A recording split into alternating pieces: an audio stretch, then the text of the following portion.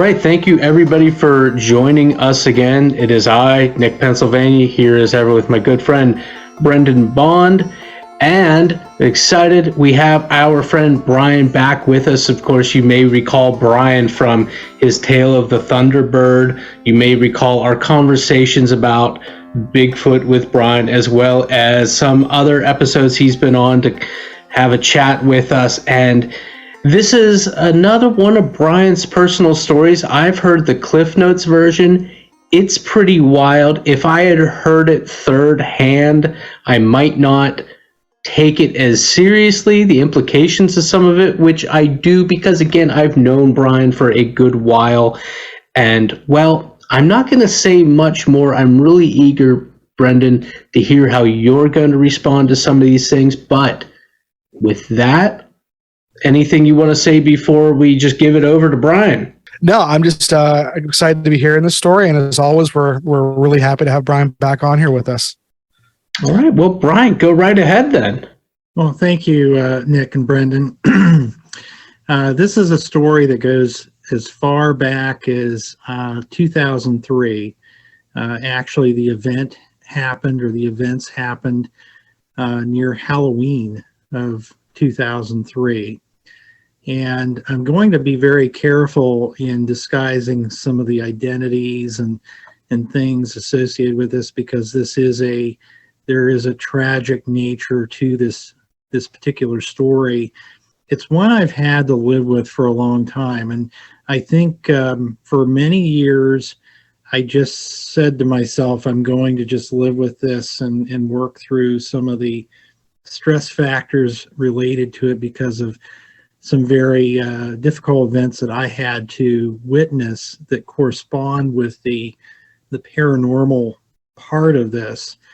And I think when I talked to you, Nick, about a week ago on this, that is the first time that I've actually integrated a lot of the information and provided you kind of the backdrop of what happened. So this is really the first time I've really discussed this openly in any kind of venue. It's not something, normally when people, and professionally what I do is trauma therapy. That is my profession. I'm a therapist, and I work with adults and children who have been traumatized by very unfortunate, confusing, or scary events. And I have to say, this was one of my personal traumas that I had to work through over several years. Never really received any professional help or anything, but it helped me understand a lot more about what people go through, some of the odd experiences that can happen to people sometimes.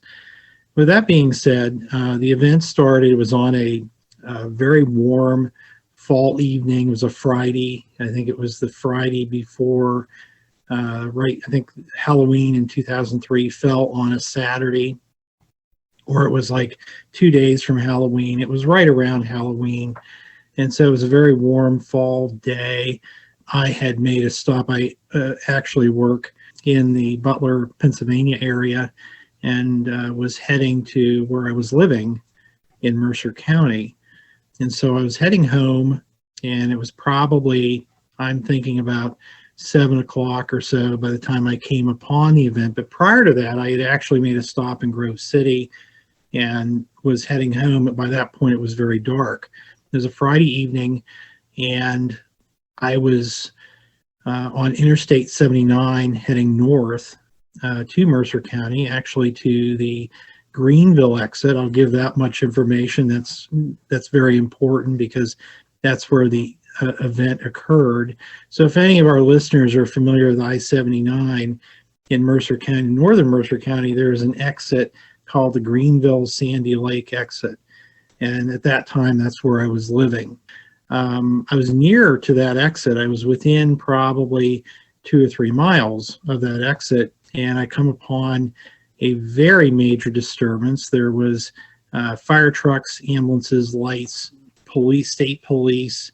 There was on both northbound and southbound lanes. It looked very significant. Traffic was slowing down to one lane. It actually stopped. And I was about approximately a mile from It was actually and I remember the marker, and this is something I never forget, is marker 127. And there was a very, very tragic accident that occurred. And once I got nearer to the accident, it was pretty apparent that this was a very traumatic accident. There was clothing, there was debris all over, but I've never seen anything like it. It was like a bomb hit.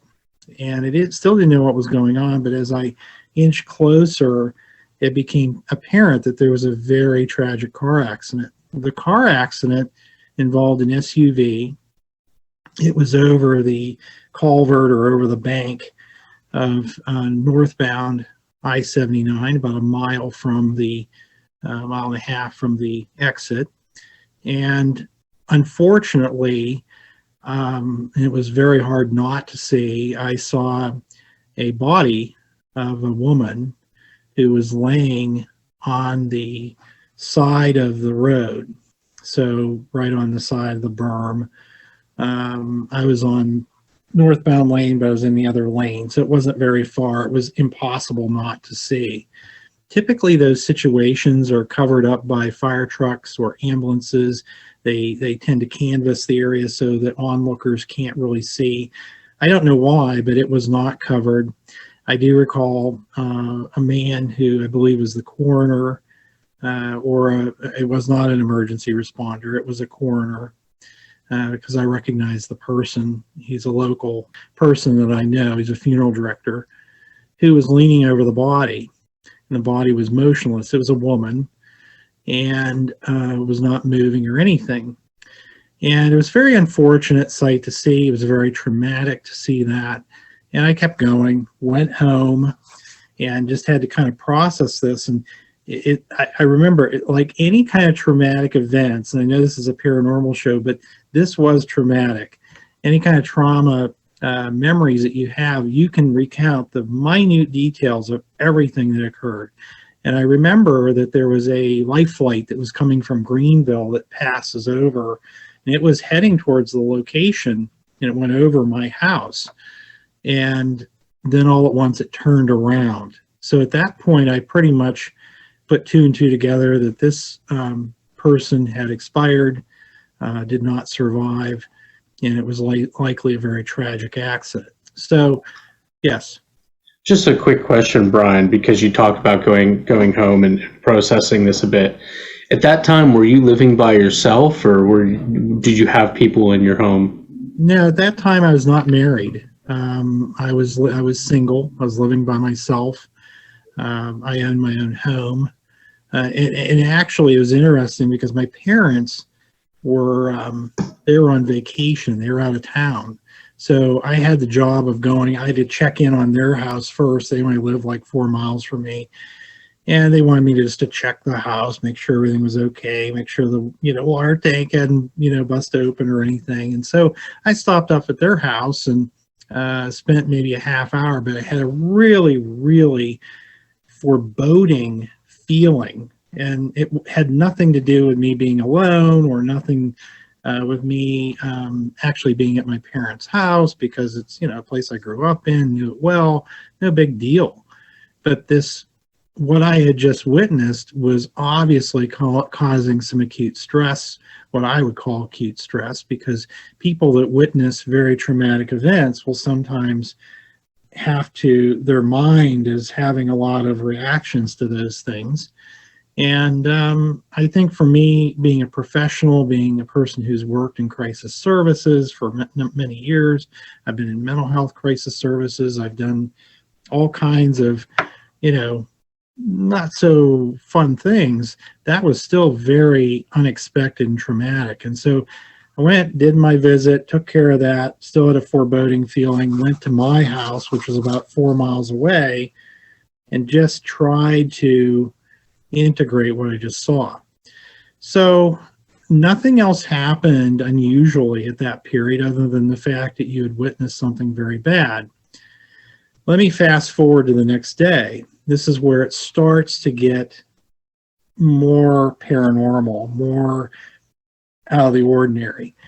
I was planning a surprise birthday party with my friend's wife. My friend I'll refer to him as DB, and his wife.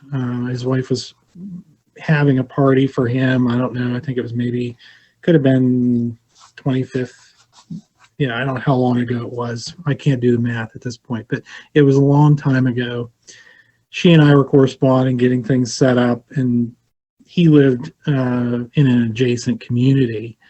And so I had him up, we talked, and we were diverting him away. And it kind of helped me kind of process things a little bit and get back to normal. And I really wasn't even thinking about anything regarding this event. And I never discussed this event with anybody. Now, keep that one in mind for your listeners, because we're going to come back to that very shortly. That's a very relevant thing. That this party that I was planning for my friend DB I did not discuss with him what had happened to me the night before. So that evening I go to his we surprise him. All that goes well. And it's interesting because the party, it was very warm fall evening. This was a Saturday, and it was getting very dark earlier. I was still a little hungover from what had happened the night before. Not literally, not from alcohol, but just from the emotions around it. And so I was a little bit sedate. I wasn't really, myself completely. And it just so happens that it was a very small group of people. So there was probably, I would say, 6 or 7 of us at this party. And he lives close to a very old graveyard, and he lived in an apartment, which is no longer, I think the apartment's been torn down since then, that his family owned. And it was very typical evening. It was nice. There was nothing unusual, but the group wanted to do something Halloween-like. And right at that point, I should have said, you know what, this is probably not for me. But here's where it starts getting weirder. We went to the area cemetery. We, hung around for a little bit, came back to his place and went inside, and one of the guests, for some reason, had brought a Ouija board to the birthday party. And I say that with some trepidation because it just didn't feel right. So this is really where this event gets really weird really fast. And you can see Brendan shaking his head at the word Ouija board. As a lot of people have that reaction to it.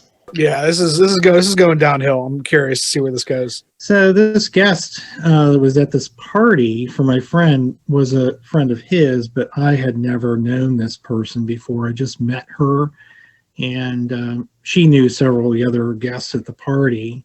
And for some reason, she brought out the Milton Bradley version of the Ouija board. These things that were sold for many years.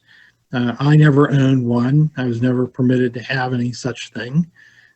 We never really, got into that kind of stuff. So it was very strange to me, and I knew enough at that point to know that this is not okay. There's something going to happen here. I was not interested in participating. So they set up the board. Everybody's kind of, all excited about doing this because it kind of fits the theme of the evening. And I'm at that point starting to become very withdrawn, and I just kind of stand back away from it.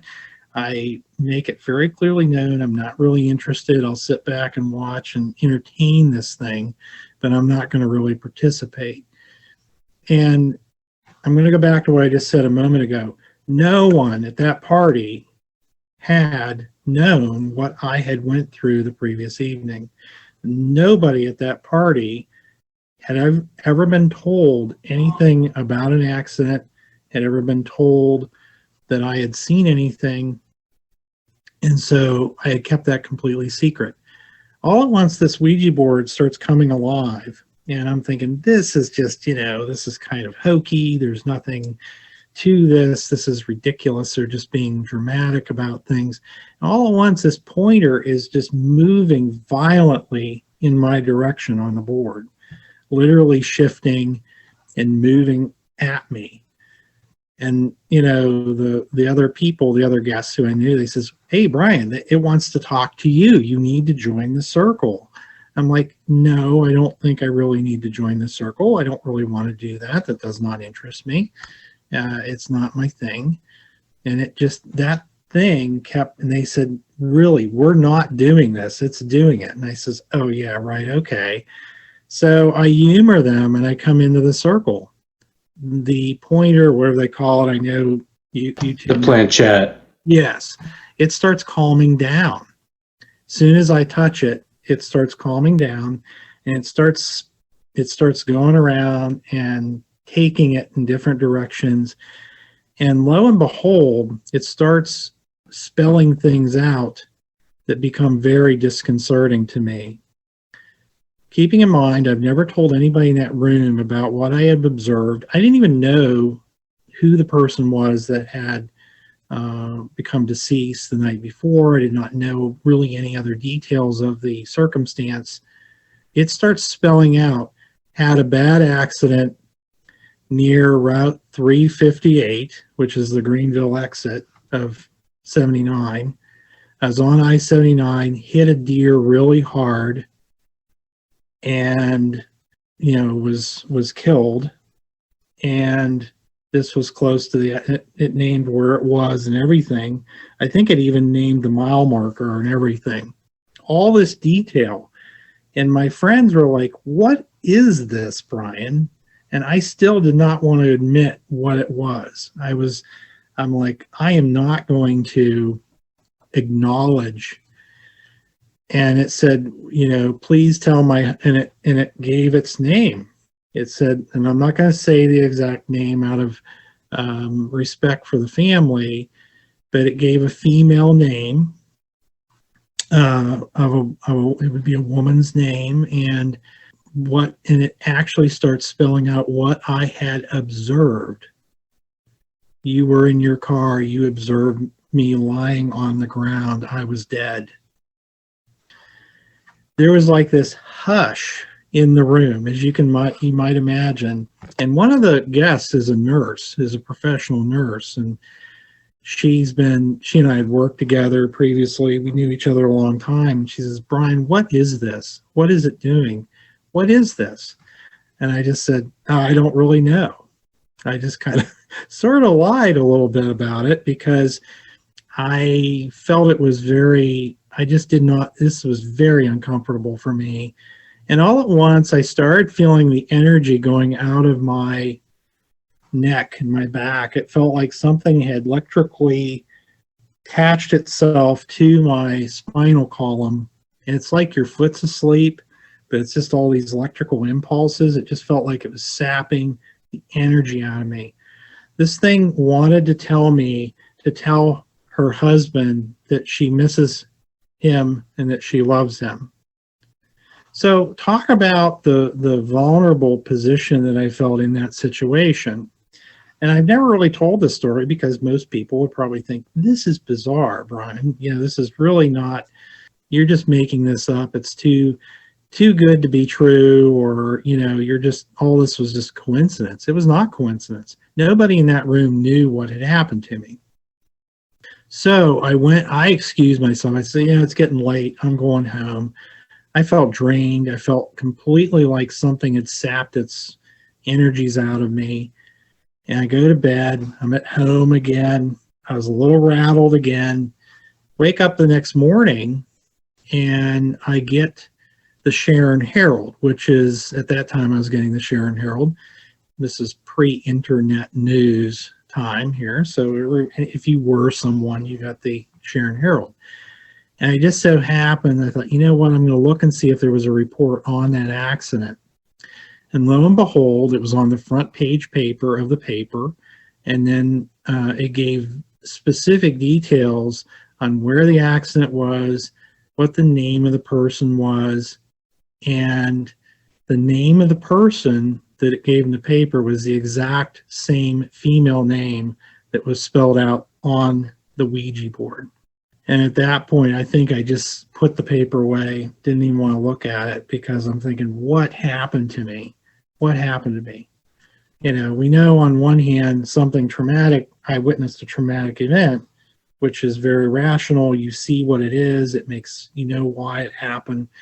And on the other hand, the next evening, I experienced a very unworldly, very unusual event that happened that I was too embarrassed to even admit to my friends had happened. To this day, and I went ahead and I told my friend that I went to his birthday party, he and his wife, I told them, disclosed to them what had happened. And I said, I'm sorry, but this is what happened. And, I mentioned this to them the other day because I had seen them and I said, I'm going to be going on a podcast. I just want to let you know that I'll probably be discussing this event. They were very supportive of it. And the wife says to me, yeah, I remember you, Brian. You look so white. You look like you're just so drained that we were concerned, that you weren't feeling well or something. It was not you. So, I've thought about this over many, many years, and I think I know what happened here. My current view, and I'll be very interested to see what you, Nick, and Brendan want to process out of this. But my current view is that Ouija boards tend to be not positive. That this was an entity. It was not the deceased person. This was an entity who was mimicking the deceased person and someone who knew that I was in a vulnerable position. And a lot of the things that I've learned subsequently have kind of made me reach that conclusion that Ouija boards, anytime you try to conjure a negative something, I'm not even going to use the D word here, but we know what that is. But if you summon something like that or you open that gate up, you better know what you're doing, because something's going to come out at you that's going to really mimic it's going to tap into whatever you're feeling vulnerable. I felt legitimately vulnerable about what I had witnessed, and I felt so sad about it that it knew that, and it was playing that to the hilt, and it was not, and to this day I do not believe that this was a actual message from the deceased person. I think that this was a malevolent entity who used that Ouija board. If you believe in that stuff, I do. I think it's a very negative tool to tap into a vulnerability that I had and sap my energy in the process. Now, yes, Nick. No, because I have thoughts on this, but I'm curious if you could expand a little more on why you think it was a negative entity of some kind as opposed to a legitimate attempt to connect from this recently deceased woman. I think it's just the actual research I've done and documentaries and other professionals that I've seen over time, where a lot of that stuff that comes from a Ouija board is not necessarily positive. And I've seen other shows and other demonstrations where there can be mimicking going on.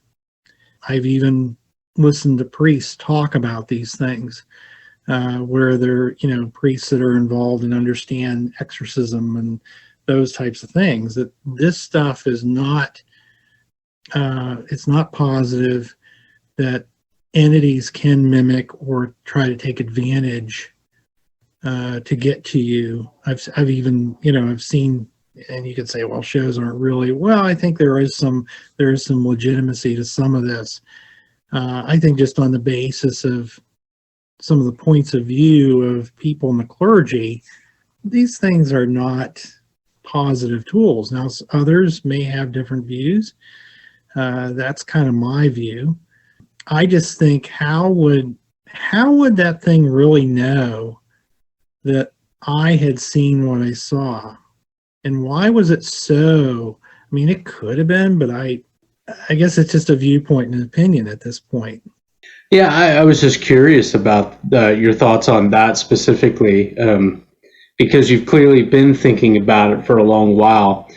Just kind of wrap up a quick thought on my Ouija board thing, because again, there's so many connections to that recent Philip experiment episode that we talked about, Brendan, where people are kind of laying on the hands and they're creating things to move. And Brian, I know I shared with you some about the Philip experiment as well, where they created a ghost. They wrote a fictitious history, and if their claims are legitimate and true, they were able to get these different manifestations, tables levitating and moving all over and rapping and whatnot. And when Brendan and I talked about it before, I said that I believe this demonstrates that these things are what come from us. So when you say that the Ouija board is overwhelmingly negative, I'm inclined to agree with you that in our current cultural space, it definitely is, because for at least 50 years, that's what we've purported it as. And so anybody that's going to get one in earnest, it probably has not maybe malicious intent, but they're deliberately looking for something spooky, something off-putting. Whereas I think, we've talked about the spiritualist movement a lot. I think a lot of that was goofy, and I think it was full of charlatans, but also very well-meaning and very hurt people that were trying to reconnect with someone real who they lost.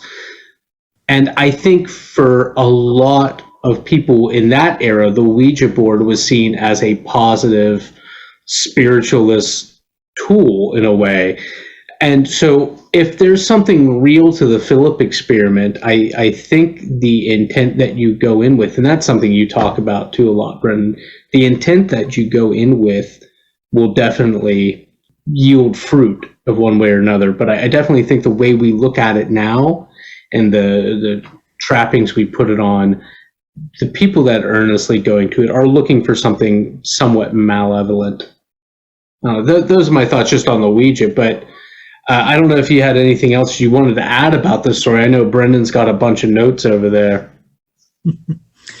Now, I think, it probably took me several years to really try to understand through, further learning about paranormal events, particularly learning more about things from a standpoint of the Catholic Church.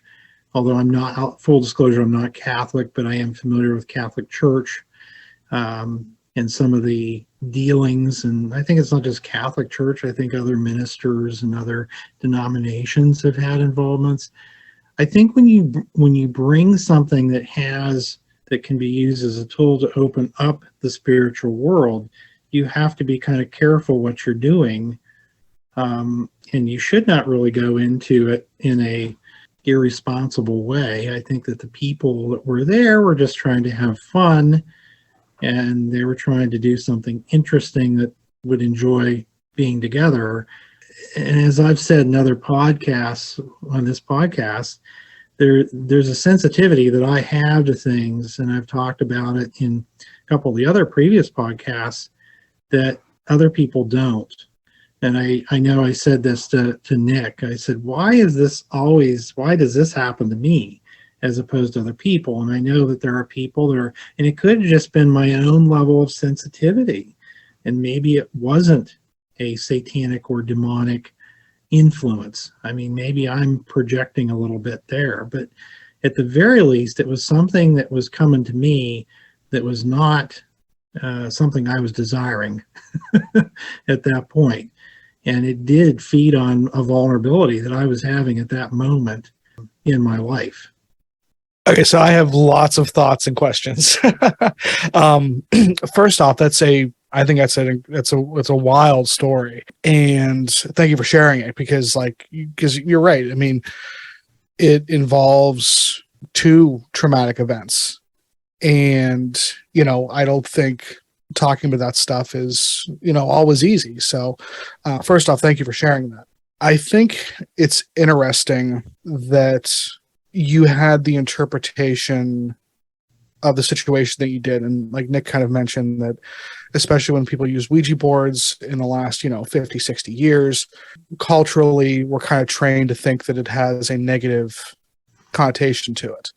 So I'll kind of get into the Ouija board a little bit later, but the thing that I think that I'm hearing most when you tell that story, I almost interpreted it as not a literal negative entity, but it was you dealing with your own actual trauma through this board.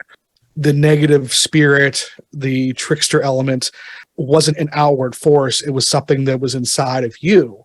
It was something that you had previously experienced, that you were now interfacing with to actively work through that trauma. That was my first interpretation of it, honestly. So when you said that you thought it was some sort of external entity, I thought that was an interesting read on it, especially because I think most people, when they hear this, are first going to think, oh, he's interfacing with the spirit of this deceased woman who died tragically. Because I think that like that telling of the story is almost like not too on the nose, but like it's Halloween. You're in, you were just at a graveyard and everything. It has all those hallmarks of like a good ghost, just straight up ghost story. And if that's all it was, that's still pretty cool too. It's a great ghost story if that's what happened, But I think because you had such a visceral reaction to it, and it's something that you've, like you said, you've really dealt with over a long period of time, that kind of tells me that there was something more that happened, one way or the other. And which one of those things it is, we're probably not going to ever find out the answer to that, unfortunately. But it's interesting to think of what it means if it's one thing versus the other, versus whether it's just you internally working through things, or if it was you interfacing with some sort of a trickster spirit. Because if that's the case, the second option, you're right. It kind of ticks a lot of those boxes that we're used to hearing about people using a Ouija board. They're playing with I believe, Nick, I think you used the word tool earlier. I think that all forms of calling, whether it's divination, whether it's praying, whether it's meditating, whether it's using a Ouija board, whether it's dowsing rods, I believe that's all, anything that takes any form of agency opens people up in one way or another. So I just think it's cultural and on a scale as far as like how dangerous, quote unquote, it is. Like, what kind of fireworks are you playing with? Are you playing with sparklers and trying not to get burned? Or are you playing with mortars and trying not to get burned? Because you're right, you play with enough fireworks, you're eventually going to get burned, and you can't be like, oh, how'd this happen? Like, who would have thought, So I think that that there is a large cultural element, like you kind of mentioned, that kind of conditions us into these things. And if that is the case, the whole trickster thing does make a lot of sense, because you're in a vulnerable state. The veil is in theory thinner. You have a lot of people putting energy into one small space. Like, that has to be just like a beacon if those things operate in some of the ways that we kind of think they may. So I think that's really interesting.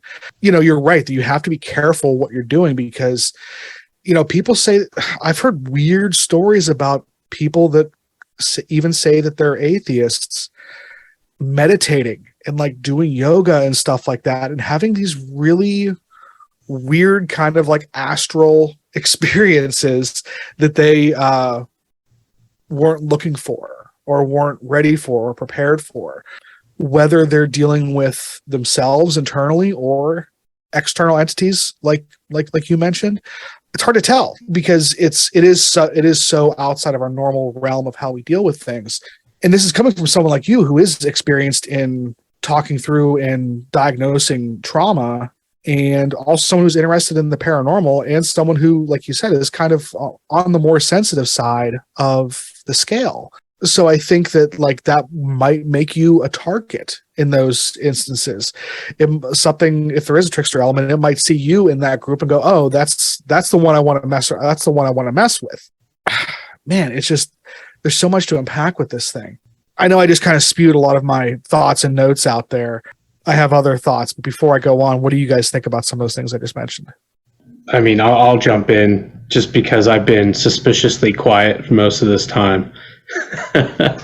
And the thing I keep coming back to, and I think is something you've touched upon, Brendan, is just Brian, just the level of trauma. And again, of course, it's a different thing for the poor lady, but when you gave me the Cliff Notes version of the story when we met the other day, you mentioned you underlined that point that you had stopped in Grove City on the way, and in that conversation you had mentioned that you felt like had you not, you would have been there as it transpired, or who knows what. And so I got a feeling of almost like a survivor guilt of a kind. If that's inaccurate, you can say as much, but I asked you too if you were by yourself because, and this is where I'll maybe get a little long-winded, I like to process things by myself, but there's a comfort in having other people around me.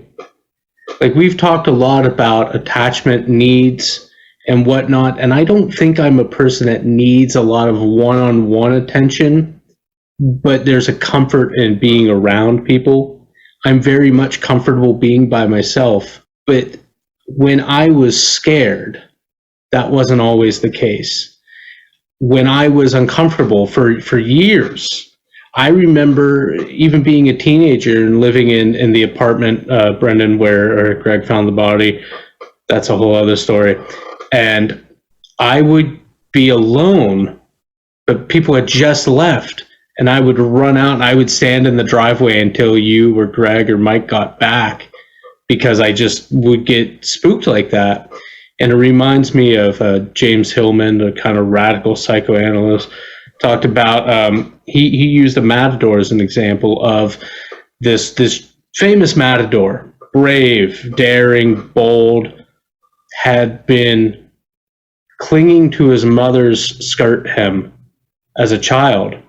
And Hillman talks about how he needed all that so he could be this person. And I think now I'm very comfortable being alone in a way that I was not when I was younger. I think about that, and I think about knowing a little bit of your personality, Brian, although I wouldn't meet you for 7 years after this all transpired, to give or take a few months. A part of me feels very sad that you were by yourself in those moments, even if I don't think that you maybe needed people like real close just to know that they were there. And so when you said that your parents were on vacation as well, that kind of drove it home for me. And so I'm bringing this to a head. I just think about being by yourself, walking through a couple empty homes, and just how much that would, maybe I would struggle with that, and I would struggle to sleep. And I don't know. I feel, if something that maybe Brendan touched upon was that those emotions were very much at the surface, and you two acknowledged that even while you were there and even as you were playing, the planning gave you a vocation where you could put your energies, but you were still feeling disconnected a bit from it. I thought about when I take Benadryl, I'm just and so I don't take it. And I wonder if there's a thing to energy transference, if those emotions, and some people say the ghosts are usually brought about by traumatic endings and whatnot, and so maybe there's some sort of energy that is coming to the surface. So I thought about that a lot, and I thought about you two being alone after those events and going home, and that's just like there's a personal part of me feels sad for you at that time, and that it's taking you a long time to come through with this.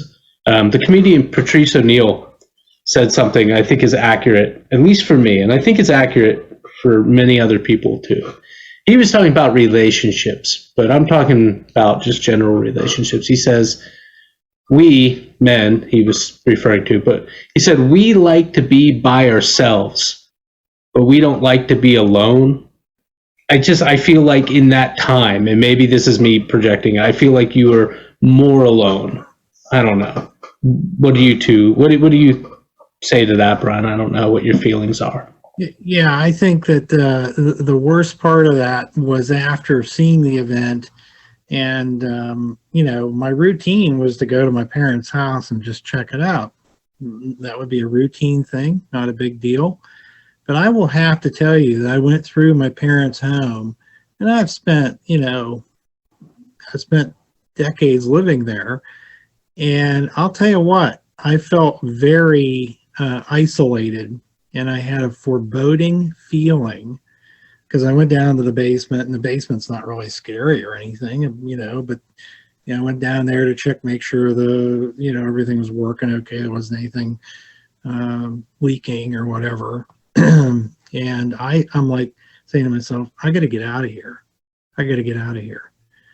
And it was, and right at that moment when I was going into my parents' home, is really the route where Stat Medevac, which they had a base at the time, was at UPMC Greenville. They had a heliport there.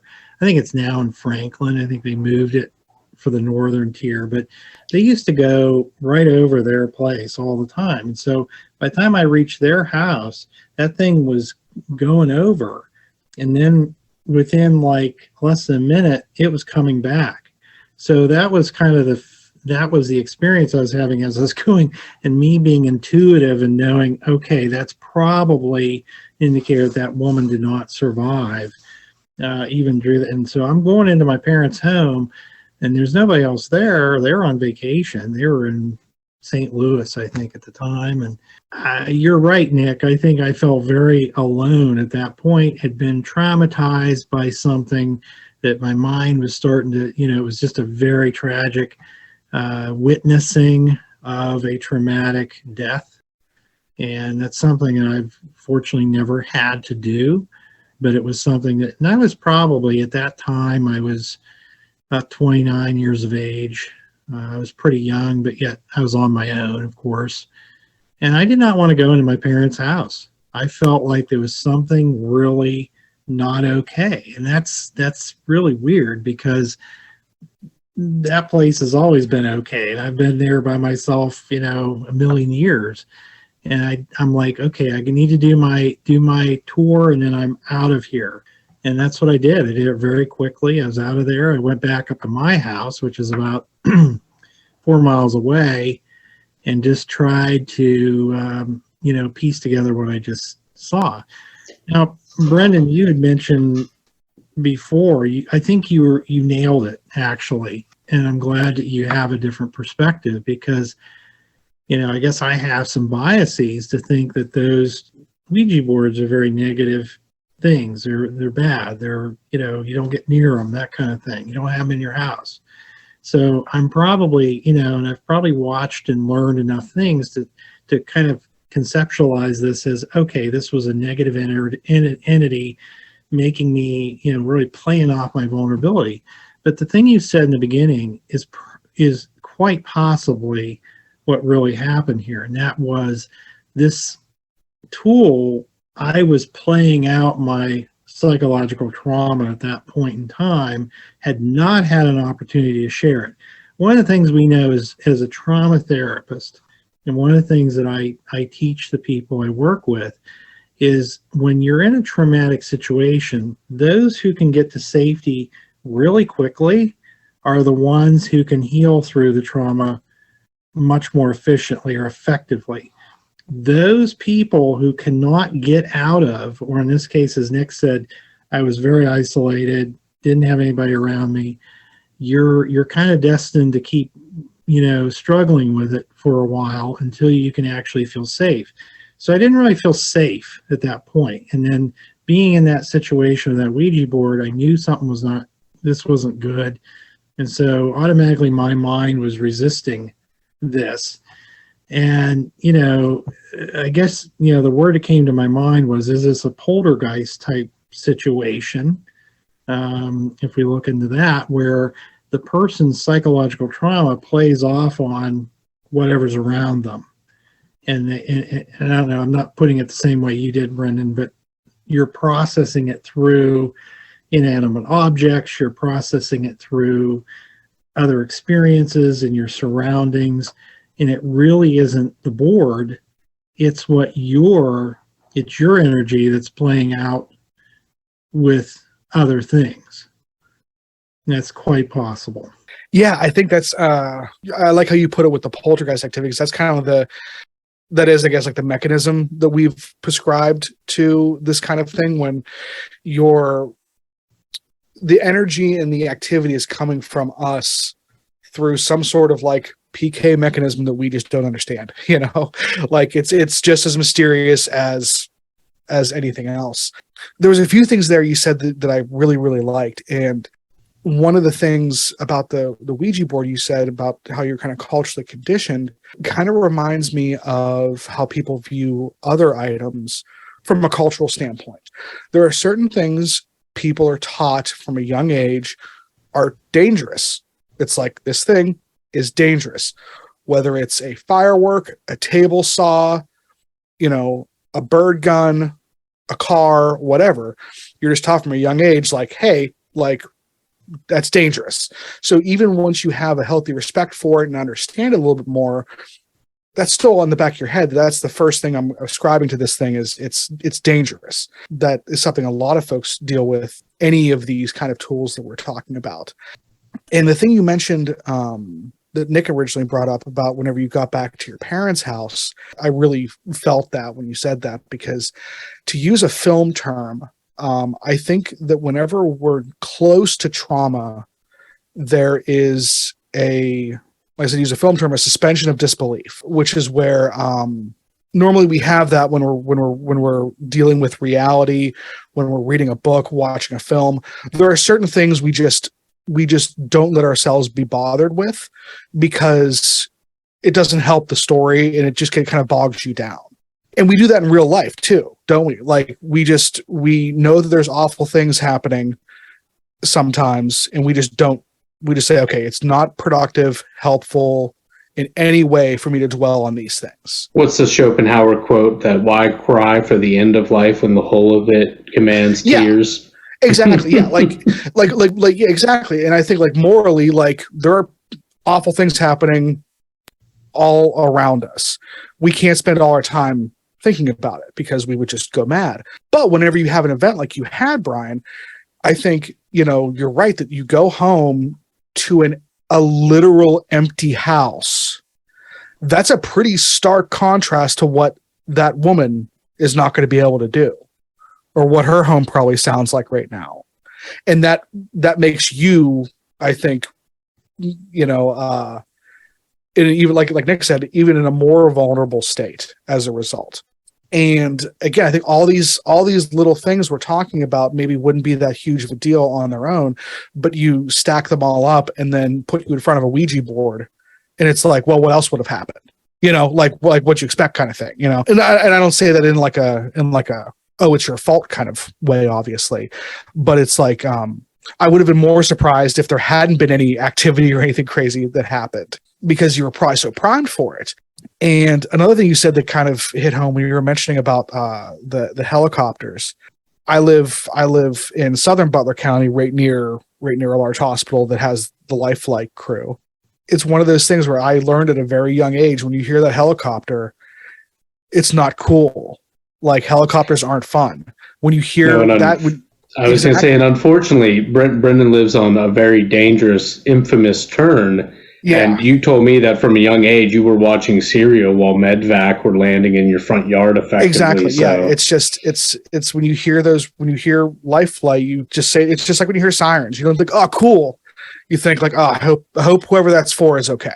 And I imagine if I heard them turn around over my empty house after going through something like that, it's just like, man, that's just such a tough metaphor to deal with when you're in that moment of like you have to compare what you're going through to what you just saw, kind of thing. Like, there's no way to get around it. And that's one of the things I kind of wanted to not end this conversation with, but one of the things I wanted to see what you guys thought about with this is when it comes to experiencing paranormal activity like this. And like you said, Brian, this is something you were hesitant to talk about with a lot of folks for a number of years, because like you said, it sounds almost too wild to believe for maybe the average Joe. One of the reasons that we've talked about before, I know we've said this before, that I've always said I'd rather believe 10 liars than one person who's the not believe one person who is telling the truth kind of thing.